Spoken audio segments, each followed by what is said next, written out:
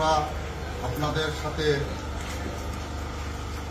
কষ্ট ভাগাভাগি করার জন্য আমাদের প্রিয় নেতা জনাব ওয়াদুদ মির্জা, আমাদের সকলের প্রিয় আস্থা, উনি আমাদেরকে পাঠিয়েছেন আপনাদের সাথে দেখা করার জন্য এবং যতটুকু পারি আমরা আপনাদেরকে সহায়তা করার জন্য। আপনারা মন ভাঙবেন না যে আপনারা দীর্ঘদিন যাবৎ যেভাবে এই দেশের নির্যাতিত সরকার ছিল, নির্যাতিত সরকারের নির্যাতনে আপনারা পার পেয়ে এসেছেন এবং 18 বছর কষ্ট করেছেন। আর সামনে অল্প কয়েকটা দিন কষ্ট করলে ইনশাল্লাহ এখনও আমরা সুখের দিক আমরা দেখতে পাচ্ছি।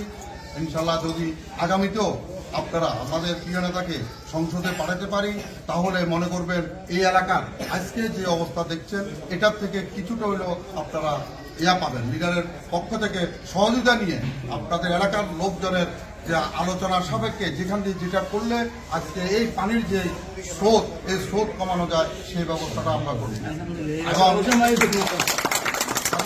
আজকে আপনারা স্কুলে আসছেন, এখানেও আপনারা ভয়ে থাকতে পারছেন না।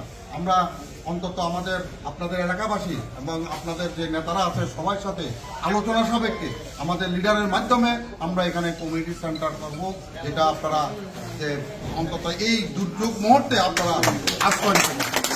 আমরা বলবো আমরা এত আপনাদের চাহিদা মতো আমরা কিছু করতে পারবো না, তবে আপনাদেরকে অন্তত এতটুকু আমরা দিতে চাচ্ছি যে আপনারা অন্তত আমাদের যে সকলের কথাগুলো মনে রাখেন।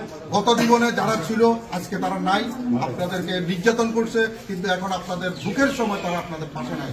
আপনাদের পাশে আছে আমাদের সকলের প্রিয় নেতা জনাব ওয়াদুদ মির্জা সহ আমাদের জেলা বিএনপি, উপজেলা বিএনপি, ইউনিয়ন বিএনপি অঙ্গ সংগঠন যারা আছে তাদের জন্য দোয়া করবেন, আমাদের লিডারের জন্য দোয়া করবেন।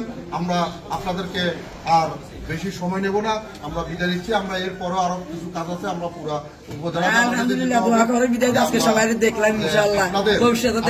দোয়া এবং ভালোবাসা নিয়েই আমাদের লিডারের জন্য সর্বোচ্চ দোয়া করবেন, যাতে উনি অন্তত সুস্থ থাকে এবং আগামী দিনেও আপনাদের পাশে রেখে এই এলাকার উন্নয়ন করতে পারে। সবাইকে ধন্যবাদ। আসসালামু আলাইকুম।